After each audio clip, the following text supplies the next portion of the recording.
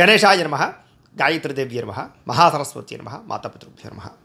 ముందుగా ప్రేక్షక వీక్షణ మహాశయులందరికీ కూడా నమస్కారం. అయితే ఇప్పుడు ఆషాఢమాసం వచ్చింది.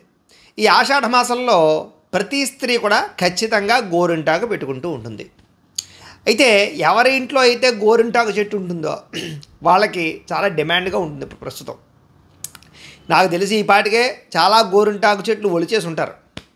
అంత ప్రాశస్త్యం ఈ గోరింటాకు ఈ ఆషాఢమాసంలో పెట్టుకోవడం. అయితే అసలు గోరింటాకుని ఆషాఢమాసంలో ఎందుకు ఖచ్చితంగా పెట్టుకోవాలి? అసలు గోరింటాకు యొక్క గొప్పతనం ఏమిటి? దానికి స్త్రీలకి ఉండేటటువంటి అవినాభావ సంబంధం ఏమిటి? ఆరోగ్యానికి దానికి ఉండేటటువంటి అవినాభావ సంబంధం ఏమిటి? దానికి ఏదైనా చారిత్రాత్మకమైనటువంటి వృత్తాంతం ఏదైనా ఉందా అనేటటువంటి సంపూర్తి విషయాలు ఇప్పుడు మనం తెలుసుకునే ప్రయత్నం చేద్దాం. అయితే మనందరికీ తెలుసు, స్త్రీలకి చాలా ఇష్టమైనటువంటిది అందాన్ని కాపాడుకోవడం. ఆ అందాన్ని ప్రతిబింబజేసి లేదా అందాన్ని రెట్టింపు చేసేటటువంటిది ఏదైనా ఉంది ప్రకృతిలో అంటే కనుక అది ఒకటి కుంకుమ, రెండు గోరింటాకు. చూడండి, ఏ స్త్రీ అయినా సరే బొట్టు లేకుండా ఆ స్త్రీని చూడండి, మనకే అర్థమైపోతుంది.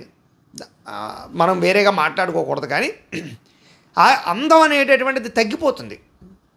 ఎప్పుడైతే ఏ స్త్రీ అయినా సరే బొట్టు పెట్టుకున్నటువంటి స్త్రీని చూసేసరికి తెలియకుండానే మనకి ఒక ఆధ్యాత్మికపరమైనటువంటి స్వభావంగాను లేదా ఒక దేవతాపరమైనటువంటి స్వభావంగాను ఒక మాతృమూర్తిగాను మన ఆలోచనే మారిపోతుంది. అవునా కదా? అది ఎందులో ఉంది అంటే కనుక పెట్టుకునేటటువంటి కుంకుమలో ఉంది. అయితే ఈ అందానికి ప్రతీక అయినటువంటి కుంకుమ మొట్టమొదటిది అయితే, స్త్రీకి అందాన్ని ప్రతిబింబజేసేటటువంటిది రెండోది గోరింటాకు. ఖచ్చితంగా ప్రతి స్త్రీ కూడా అసలు గోరింటాకు కనపడితే చాలు పెట్టేసుకోవడానికి ఉబలాడపడిపోతూ ఉంటారు. ఎందుచేతనంటే ఆ గోరింటాకు పెట్టుకున్న తర్వాత చేతులకి ఎంతో అందం వస్తుంది, కాళ్ళకి ఎంతో అందం వస్తుంది, ఆ సౌందర్యమే మారిపోతుంది. అది చాలా ఆహ్లాదకరంగా ఉంటుంది, చూసే వాళ్ళకు కూడా చాలా అట్రాక్షన్గా ఉంటుంది ఆ గోరింటాకు పెట్టుకున్నటువంటి చేతులు. అందుకనే సాధారణంగా ఏ శుభకార్యం జరిగినా ఆషాఢమాసంలోనే కాదు, అసలు ఏ శుభకార్యం జరిగినా, పెళ్ళిళ్ళు జరిగినా, పేరంటాలు జరిగినా, ఏం జరిగినా మొట్టమొదటి స్త్రీది ఎక్కడికి వెళుతుందా అంటే గోరింటాకు దగ్గరికే. ముందర గోరింటాకు పెట్టేసుకోవాలి. ప్రస్తుత కాలంలో అయితే కోన్లను వచ్చాయి, దానికి ప్రత్యేకంగా మెహందీ ఫంక్షన్లని దానికి పెద్ద ప్రత్యేకంగా ఫంక్షనే చేస్తున్నారు. వాళ్ళు పెట్టుకోవడమే కాదు, వచ్చిన చుట్టాలకి బంధువులు అందరికీ గోరింటాకు పెడుతున్నారు. దానికి బోల్డు ఖర్చులు కూడా అవుతున్నాయి. సరే, ఏది ఏమైనా కూడా ఎందుకంటే అది పెట్టుకున్న తర్వాత శారీరకపరమైనటువంటి చేతులకు ఉండే అందమే మారిపోతుంది. అంత సౌందర్యం గోరింటాకులో సహజ సిద్ధంగానే ప్రకృతి సిద్ధంగా వచ్చింది. అయితే కోన్లు పెట్టుకోవడం అనేటటువంటిది వేరే విషయం, దాని గురించి మనం చర్చించుకోవద్దు. ఎందుకంటే అందులో రకరకాలన్నీ కలుపుతారు, అది ఎంతో కాలం నిలబడదు. సరే, అసలు సహజ సిద్ధంగా మనకు గోరింటాకులో ఆయుర్వేదపరమైన గుణాలు ఉన్నాయి కాబట్టి అది పెట్టుకోవడం వల్ల మనకి చాలా విశేషం. అయితే అసలు మొట్టమొదటి వృత్తాంతం ఏంటి? అసలు గోరింటాకు చెట్టుని పెట్టుకోవడంలో ఉండేటటువంటి అసలు గోరింటాకు యొక్క వృత్తాంతం ఏంటో తెలుసుకున్నట్లయితే కనుక దీనికి మనకి ఏమిటంటే అంటే పూర్వకాలంలో పార్వతీ అమ్మవారు ప్రథమ రజస్వల అయిన సమయంలో ఏదైతే రక్తపు బొట్టు మొట్టమొదటి రక్తపు బొట్టు పడిందో ఆ రక్తపు బొట్టు పడిన ప్రదేశంలో పుట్టినటువంటిది ఈ యొక్క గోరింటాకు చెట్టు. అందుకనే గోరింటాకు ఆకు మనం గట్టిగా ఇలా ముట్టుకుంటేనే ఎరుపుతనం వస్తుంది, ఎందుకంటే అమ్మవారి యొక్క రక్తపు బొట్టు నుంచి పుట్టినటువంటి చెట్టు కాబట్టి. సరే, ఆ గోరింటాకు చెట్టు సహజ సిద్ధంగానే పెరిగిన తర్వాత ఒక్కరోజు ఆ అమ్మవారు అక్కడ ఆడుకునేటటువంటి సమయంలో, చెలికత్తులతో ఆడుకునేటటువంటి సమయంలో ఆ గోరింటాకు ఆకుని ఇలాగ తురిమి గట్టిగా ఇలా పట్టుకుంటే అది ఎర్రగా కందిపోయింది. చెయ్యి అంతాను కందిపోతే హిమవంతుడు వచ్చాడు. ఏంటి, అమ్మవారు చెయ్యి కందిపోయిందేంటి, ఏమైనా గొంగలి కుట్టిందా లేదా పురుగు కుట్టిందా, ఏమిటి ఆ చెట్టులో ఏముంది అని తెలుసుకుందామని చెప్పేసి కంగారు పడిపోతూ వచ్చేసరికి అమ్మవారు చెప్తోందట, నాన్నా కంగారు ఏం పడక, ఆ చెట్టు నేను శపించేయకు, నేను ముట్టుకున్నాను, ఇలా గట్టిగా పట్టుకున్నాను ఆకుల్ని, ఎర్రగా చేతులన్నీ కూడా ఎర్రగా అయ్యాయి తప్ప నాకేమీ కందిపోలేదు, నొప్పి రాలేదు, సరికదా, ఇంకా చల్లగా ఉంది, ఆహ్లాదకరంగా ఉంది, ఆనందకరంగా ఉంది, అంచేత ఇదేదో మొత్తం మీద ప్రత్యేకమైనటువంటి వృక్షము, అంచేత ఇది నాకు ఆహ్లాదాన్ని కలిగించింది అని చెప్పిందిట. ఎప్పుడైతే ఆ రకంగా ఆహ్లాదాన్ని కలిగించింది అనేటటువంటి ఉద్దేశంతో పర్వతరాజుకు చెప్పిందో, హేమవంతుడికి చెప్పిందో, చాలా సంతోషించి ఆయన ఏం చేశారంటే వరాన్ని ఇచ్చాడు ఆ చెట్టుకి. ఇక్కడ నుంచి ఏ స్త్రీ అయితే నిన్ను కనుక కోసుకొని గోరింటాకుగా పెట్టుకుంటుందో ఆ స్త్రీకి సౌభాగ్యం నిలవడుగాక, ఆరోగ్యం కలుగుగాక, యశస్సు కలుగుగాక, కీర్తి కలుగుగాక, గుణవంతురాలుగాక, ఇలా అనేక రకాల వరాలన్నీ ఆ చెట్టుకి ఇచ్చేసాడు. అంచేత అప్పటి నుంచి కూడా ఖచ్చితంగా ప్రతి స్త్రీ కూడా గోరింటాకు పెట్టుకోవడం అనేటటువంటిది సౌభాగ్య చిహ్నంగాను ఆరోగ్య చిహ్నంగాను తయారైంది. సరే, ఆ తర్వాత ఈ గోరింటాకును అందరూ కొయ్యడం, అందరూ పెట్టుకోవడం, ఎవరైతే గోరింటాకు పెట్టుకుంటూ ఉంటారో వాళ్ళకి మంచి భర్తలు రావడం ప్రారంభమైందిట. ఇది ఒక పెద్ద విశేషం. సరే, ఇందులో ఉండే ఒక ప్రత్యేక విషయం ఏంటంటే కనుక ప్రతి స్త్రీకి కూడా, పెళ్లి కాని ప్రతి స్త్రీకి కూడా ఎలాంటి భర్త వస్తాడో తెలుసుకోవాలని ఆత్రత ఉంటుంది. అయితే ఎవరికైతే ఈ గోరింటాకు కనుక చేతికి బాగా పండితే, ఎర్రగా బాగా పండితే వాళ్ళకి మంచి భర్త వస్తాడు అని ఆ రకంగా నానుడు పుట్టింది. కారణం ఏమిటంటే దానికి కూడా ఎప్పుడైతే ఎర్రగా పండిందో వాళ్ళకి చక్కని హార్మోన్స్ పరమైనటువంటి సమతుల్యత ఉన్నది అని అర్థం అనమాట. ఎవరికైతే సరిగ్గా పండలేదో వాళ్ళకి హార్మోన్ పరమైనటువంటి సమతుల్యత లేదు అని అర్థం. మనమే చూసుకోండి, హార్మోన్స్ సమతుల్యంగా ఉన్నటువంటి వ్యక్తులకి థైరాయిడ్లు కానీ, ఉబకాయాలు కానీ, రకరకాల ఉపశరీరాలు కానీ రాకుండా శారీరకపరమైన సౌష్ఠవంతో అందంగా ఉంటారు. ముఖ్యంగా స్త్రీకి కావలసినటువంటిది ఏమిటంటే కనుక రంగు తెల్లగా ఉన్నారా, నల్లగా ఉన్నారా, చామంచాయిగా ఉన్నారా అన్నది కాదు. శారీరకపరమైనటువంటి సౌష్ఠవం చాలా ఖచ్చితంగా అందంగా ఉండాలి. అంచేత ఆ రకంగా శారీరక సౌష్ఠవంతో కలిగినటువంటి స్త్రీకి సహజ సిద్ధంగానే హార్మోన్ ఇన్బ్యాలెన్స్ లేకుండా ఉన్నటువంటి వాళ్ళు సహజసిద్ధంగా అందంగా ఉంటారు. కాబట్టి ఆ రకంగా వాళ్ళు ఆరోగ్యంగా ఉన్నారు అని నిరూపించేటటువంటిది ఎక్కడ ఉంటుంది అంటే ఈ గోరింటాకు మీకు బాగా పండితే వాళ్ళు సంపూర్తిగా ఆరోగ్యంగా ఉన్నట్టు అనమాట. అంటే వాళ్ళకి ఎటువంటి గర్భదోషాలు కానీ రకరకాల దోషాలు కానీ లేవని అర్థం. అంచేత అలాంటి వాళ్ళకి సహజసిద్ధంగానే మంచి భర్తలు వస్తారు కదా, అదొక లాజిక్ అనమాట. ఆ రకంగా ఈ గోరింటాకు అనేటటువంటిది స్త్రీ యొక్క ఆరోగ్యాన్ని కూడా సూచించగలుగుతుంది. అంత విశేషం గోరింటాకు ఉంది. అంచేత ఆ రకంగా స్త్రీలకు బాగా ఎర్రగా పండిందంటే కనుక వాళ్ళకి మంచి భర్త వస్తాడని కూడా ఒక నానుడిగా తయారైంది. అయితే ఇదంతా బాగానే ఉందండి. ఇంత కొన్ని రోజులు పోయిన తర్వాత ఎవరికి భయం వేసిందయ్యా అంటే కనుక సింధూరానికి భయం వేసిందిట. ఏమని, ఇక ఇంకేముంది, ఆ గోరింటాకు పెట్టుకుంటే ఎర్రగా చాలా అందంగా తయారవుతోంది, అంచేత ప్రతి ఒక్కళ్ళు దాన్ని ఉపయోగించేసుకుని నుదుటను కూడా ఆ గోరింటాకే పెట్టేసుకుంటే రోజు కుంకుమ బొట్టు పెట్టుకోవాల్సిన పని ఉండదు కాబట్టి సహజ సిద్ధంగా ఎర్రగా పండుతుంది కాబట్టి ఇక నా ప్రదేశాన్ని, నా ప్లేస్ని అది ఆక్రమించేస్తుందేమో, నాకు విలువ ఉండదేమో అని భయపడి అమ్మవారికి మొరపెట్టుకుందిట. ఏమని, అమ్మా అందరూ గోరింటాకే పెట్టేసేసుకుంటే ఇంకా సింధూరంతో పనే ఉంటుంది, కుంకుమతో పనే ఉంటుంది, అంచేత నాకు నేను బ్రతకాలంటే, నేను వ్యవస్థ చెందాలంటే కనుక ఖచ్చితంగా నాకు వరం కావాలి. అది ఏమిటి వరం? ఎవరికైనా సరే ఎక్కడైనా సరే ఈ యొక్క గోరింటాకు పండొచ్చు, కానీ నుదుటి మీద అంటే ఎక్కడైతే కుంకుమ పెట్టుకునే ప్రదేశం ఉంటుందో అక్కడ మాత్రం ఈ యొక్క గోరింటాకు పండకుండా నాకు వరాన్ని ఇవ్వి అని అడిగిందిట. అడిగితే వెంటనే పార్వతీ అమ్మవారు తథాస్తు అని సింధూరానికి ఆ యొక్క కుంకుమకి ఎక్కడైనా గోరింటాకు పండుతుంది తప్ప నుదుటి మీద మాత్రం కుంకుమ గోరింటాకు పండదు అని వరాన్ని ఇచ్చింది. ఆ రకంగా వరాన్ని పొందినటువంటిది కూడా గోరింటాకు.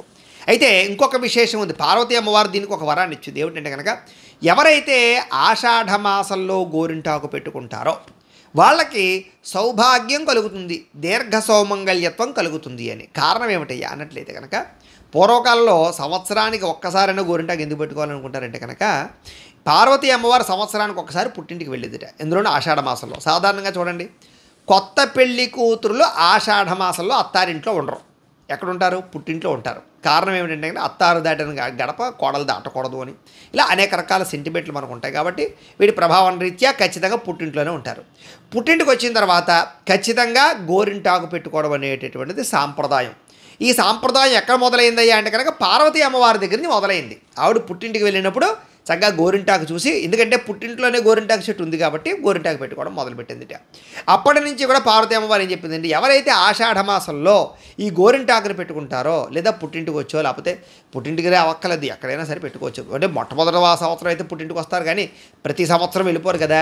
అంచేత ఆషాఢమాసంలో ఎవరైతే గోరింటాకుని పెట్టుకుంటారో ఆ స్త్రీకి సకల సౌభాగ్యాలు కలుగుతాయి, సకల యశస్సు కలుగుతుంది, అనారోగ్య సమస్య నుంచి బయటపడుతుంది అని వరాన్ని కూడా పార్వతీ అమ్మవారు ఆ గోరింటాకు చెట్టుకి ఇచ్చింది. అంచేతే ఆషాఢమాసంలో ఖచ్చితంగా గోరింటాకు పెట్టుకోవడం. ఇంకా రెండో విశేషం ఏంటంటే కనుక ఎవరైతే ఈ పెళ్లి కాని స్త్రీలు ఆషాఢమాసంలో గోరింటాకు పెట్టుకుంటారో వాళ్ళకి మంచి భర్త, సౌందర్యవంతుడైనటువంటి భర్త, ఆయుష్పంతుడైన భర్త వస్తాడు అని ప్రతీక. అలాగే ఆషాఢమాసంలో పెళ్ళైన స్త్రీలు పెట్టుకుంటే వాళ్ళకి దీర్ఘ సౌమంగళ్యత్వం కలుగుతుంది అని ప్రసిద్ధి. ఇవన్నీ కూడా మనకి పురాణోక్తంగా మనకి ఇతిహాస ప్రకారంగా లేదా మన పూర్వీకులు మనకు చెప్పినటువంటి విశేషాలు అయితే, ఇప్పుడు మనం ఆయుర్వేద పరంగా లేదా వైజ్ఞానిక పరంగా గోరింటాకు యొక్క ప్రాశస్త్యత ఏంటో తెలుసుకుందాం. అయితే గోరింటాకు అనేటటువంటిది ఒక మూలిక, ప్రత్యేకమైనటువంటి మూలిక. ఇది దేనికి సంబంధించినటువంటిది అంటే కనుక చర్మానికి సంబంధించినటువంటి రోగాన్ని పోగొట్టేటటువంటిది, ముఖ్యంగా గోళ్ళకి సంబంధించినటువంటి రోగాలను పోగొట్టేటటువంటిది. అయితే సహజ సిద్ధంగా మనకి చాలామంది చెబుతూ ఉన్నట్టుగానే ఇది వర్షాకాలము. సాధారణంగా మనం చూడండి, ఇది వర్షాకాలం కదా మనకి ఆషాఢమాసం అంటే. ఈ వర్షాకాలంలో స్త్రీలందరూ కూడా ఎప్పుడు అసలు స్త్రీలకి నీటికి ఎంత సంబంధమో, మగవాడికి పెద్ద సంబంధం ఉండదు కానీ ఉంటుంది. కానీ స్త్రీతో పోల్చుకుంటే స్త్రీ పొద్దున్న లేచినప్పటి నుంచి కూడా మొహం కడుక్కోవడం నీటితోటే, స్నానం చేయడం నీటితోటే, లేకపోతే కల్లాపు వేయడం, పాచి చేయడం అంటారు. పూర్వకాలం అయితే కనుక ఆవు పేడను తీసుకొచ్చి బకెట్లో పెట్టి కలిపి పిసికి ఆ ఆవు పేడతో కల్లాపు చల్లడం, అలాగే ఆవు పేడతోటి పిసికి ఇల్లు అంతా అలకడం, అలాగే ఆవుల దగ్గర గేదెల దగ్గర వాటికి సంబంధించి నీటితోటే పని, అలాగే పేడ చేయడం, ఆ పేడతో పిడకలకు వేయడం, అది నీటితోటి పని. అంటే చూడండి ఎంతసేపు తడి చేతి నిండా తడే. ఆ తర్వాత ఇంట్లో వంట చేయడం, బియ్యం కడగడం, లేకపోతే కూరగాయలు కడగడం, ఇవన్నీ వంట చేయడం అంతా తడితోటే పని అయిపోయింది. బట్టలు ఉతకడం, చిన్నపిల్లలది పెద్దలది అందరిది బట్టలు ఉతకడం అంతా నీటితోటే పని. చూడండి, పొద్దున్న లేచిన దగ్గర నుంచి మధ్యాహ్నం దాకా నీటితోటే పని, మళ్ళీ సాయంత్రం అంతా నీటితోటే పని అయిపోయింది. ఇవన్నీ కాదు, పనిలోకి వెళ్ళారు. ప్రస్తుతం ఏంటి, ఊడుపుల సమయం. ఊడుపు అంటే ఏంటి అంటే కనుక పొలాల్లో ఈ యొక్క మొక్కలని నాటుతారు కదా, విత్తుతారు కదా, అది చూడండి ఫుల్గా నీళ్ళు పట్టేసి ఉంటాయి. నీళ్ళు పట్టితే నీళ్ళల్లో గోళ్ళు గుచ్చి పెడుతూ ఉంటారు ఒక్కొక్క మొక్కను. అది కూడా నీటితో పని. అంటే ఇంకా 24 గంటలు ఈ చేతులు, ముఖ్యంగా ఈ చేతులన్నీ వేళ్ళు చేతులు కూడా ఎప్పుడు నీటిలోనే ఉంటాయి, నీటితోటి సంబంధం. ఈ సమయంలో ప్రధానంగా వచ్చే సమస్యలు స్త్రీలకు ఏమిటంటే కనుక, ఒకటి గోరు పాడైపోవడం లేదా కుళ్ళిపోవడం, గోరు లోపల సూక్ష్మజీవులు లేదా అనేక రకాల బ్యాక్టీరియాలు ఫంగస్లు ఫామ్ అయిపోవడం, 2 ఈ వేళ్ళకి సంబంధించి చేతులకు సంబంధించి చర్మం పాడైపోవడం, ఇవి జరుగుతూ ఉంటాయి. అలాగే కాళ్ళకి సంబంధించి కూడా, కాళ్ళు కూడా నీటిలోనే ఉంటాయి కదా, కాళ్ళకి సంబంధించి కూడా ఇదే పరిస్థితి. అయితే ఇలాంటి ఈ యొక్క నీటితో వచ్చినటువంటి వ్యాధులు, బ్యాక్టీరియాలు, చర్మపరమైనటువంటి సమస్యలు పోవడానికి ఈ యొక్క మాసంలో కనుక ఎవరైతే గోరింటాకు పెట్టుకుంటారో, ఇంచుమించు గోరింటాకు పెట్టుకుంటే 15 రోజులు నెలల దాకా ఉంటుంది అది, దాని ప్రభావం కదా. అంచేత చక్కగా ఈ వర్షాకాలం సమయంలో ఈ అతిగా నీటిలో తడిచేటటువంటి వ్యవహారాల వల్ల వచ్చేటటువంటి వ్యాధులు ఏవీ రాకుండా, వాటి వల్ల వచ్చే సూక్ష్మజీవులు, బ్యాక్టీరియాలు ఏవి కూడా, ఫంగస్లు ఏవి కూడా ఈ శరీరాన్ని, చర్మాన్ని, ఈ యొక్క వేళ్ళని, గోళ్ళని, కాళ్ళని, చేతుల్ని పాడు చేయకుండా ఉంటుంది అనేటటువంటి ఉద్దేశంతో దానికి సంబంధించినటువంటి ఆయుర్వేదపరమైనటువంటి మూలికాపరమైనటువంటి శక్తి ఆ యొక్క గోరింటాకు యొక్క చెట్లోను లేదా వాటికి సంబంధించిన ఆకుల్లోను బెరల్లోనూ ఉంది. కాబట్టి ఖచ్చితంగా ప్రతి ఒక్కరూ ఈ గోరింటాకు స్త్రీలు ఖచ్చితంగా పెట్టుకోవాలి అని. మగాళ్ళంతలా వెళ్ళరు కదా, మగాళ్ళంతలా ఇంట్లో పనులు చేయరు, మగాళ్ళంతలా నీటిలో ఉండరు. కాబట్టి మగవాళ్ళకన్నా ఆడవాళ్ళకి, మగవాళ్ళు 10% అయితే ఆడవాళ్ళు 90% నీటితో పని. కాబట్టి ఆడవాళ్ళకి ప్రత్యేకంగా గోరింటాకు పెట్టుకోవాలి ఆషాఢ మాసంలో అని చెప్పారు. అంతేకాదు ఆరోగ్యానికి సంబంధించి కూడా అనేక రకాల, ముఖ్యంగా చూడండి ఇంకొక విశేషం కూడా ఉంది దీంట్లో. సాధారణంగా ఈ ఆషాఢ మాసం వచ్చేసరికి సాధారణంగా మాఘమాసాల్లోనూ ఎక్కువ పెళ్ళిళ్ళు జరుగుతుంటాయి. సాధారణంగా మాఘమాసంలో కానీ, పాల్గొన మాసాల్లో కానీ పెళ్ళిళ్ళు ఎక్కువగా జరుగుతుంటాయి. జ్యేష్ఠ మాసంలో కూడా కొన్ని పెళ్ళిళ్ళు జరుగుతుంటాయి. జరిగిన తర్వాత ఈ యొక్క పుట్టింటికి వచ్చేస్తూ ఉంటారు స్త్రీలు. సరే, ఈ సమయంలో ఏంటి, గర్భం లోపల పిండోత్పత్తి జరుగుతుంటుంది వాళ్ళకి. ఎంచేత సంతానం కలుగుతారు కదా, మరి పెళ్ళి అయిన తర్వాత 2 నెలలకో 3 నెలలకో సంతానం మొదలవుతుంది కదా. అంచేత ఇప్పుడు సంతానం ఉద్భవించేటటువంటి సమయం గర్భంలో. ఇప్పుడు ఏమిటి, గర్భానికి సంబంధించినటువంటి ఉపయోగకరమైనటువంటి వ్యవస్థ అంతా, నాడులన్నీ ఎక్కడ ఉంటాయి, అరిచేతిలో ఉంటాయి ఇక్కడ.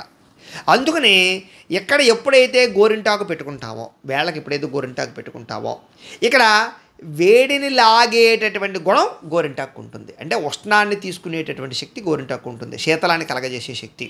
దీనికి గర్భానికి సంబంధం ఉంది. కాబట్టి ఇక్కడ గోరింటాకు పెట్టుకోవడం వల్ల కొన్ని రకాల నాడులు ఉత్పత్తి జరిగి, ప్రచోదనం జరిగి, దానికి సంబంధించి గర్భదోషాలను పొరిగి వాళ్ళకి సత్సంతానం కలుగుతుంది. సహజ సిద్ధమైన డెలివరీలు జరగడానికి అవకాశాలు ఉంటాయి. ఇది గోరింటాకులు పెట్టుకోవడం వల్ల గర్భానికి సంబంధించి సంబంధం. అలాగే మనిషికి ఉండేటటువంటి వేడి తాపం ఏదైతే ఉందో, స్త్రీకి ఉండేటటువంటి తాపం, ఆ తాపం అంతా కూడా గోరింటాకు లాగేసుకుంటుంది. ఇది ప్రధాన విషయం. రెండోది, ఈ వివాహం అయిన తర్వాత భర్త కూడా కొంచెం దూరంగా ఉండడం వల్ల కూడా కొంచెం శారీరకపరమైనటువంటి కొన్ని రకాల వ్యామోహ తాపాలు కూడా ఉంటాయి కదా, వాటిని కూడా ఈ గోరింటాకు లాగేసుకుంటుంది. ఇలాగ అనేక రకాల కారణాలు, ఒక్కటని కాదు. ఇలా అనేక రకాల కారణాల చేత గోరింటాకు పెట్టుకుంటారు.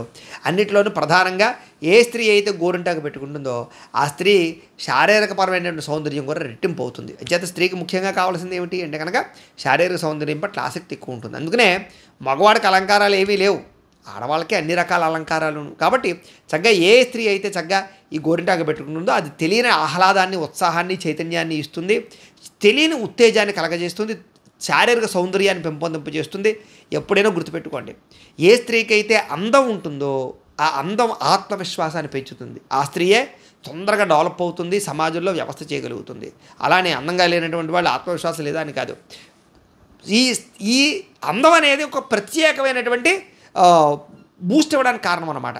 అంటే ఆత్మవిశ్వాసం పెంచడానికి ఒక కారణం అవుతుంది. కాబట్టి ఆ రకంగా కూడా గోరింటాకు ఉపయోగపడుతుంది. ఇలా కారణాలు చెప్పుకుంటే ఎన్నో కారణాలు ఉన్నాయి, కానీ ఇవి ముఖ్యమైన కారణాలు ఈ ఆషాఢ మాసంలో గోరింటాకు పెట్టుకోవడం వల్ల. కాబట్టి అనేక రకాల కారణాలు ఉన్నాయి. కాబట్టి ఖచ్చితంగా సౌభాగ్యం కోసము, మంచి భర్త రావడము కోసము, లేదా భర్తకు ఆయుష్ కోసము, తన శరీర అందం కోసం, ఆరోగ్యం కోసము ఖచ్చితంగా ఈ ఆషాఢ మాసంలో గోరింటాకు పెట్టుకోవాలి. పెట్టుకుంటారు, పెట్టుకోండి.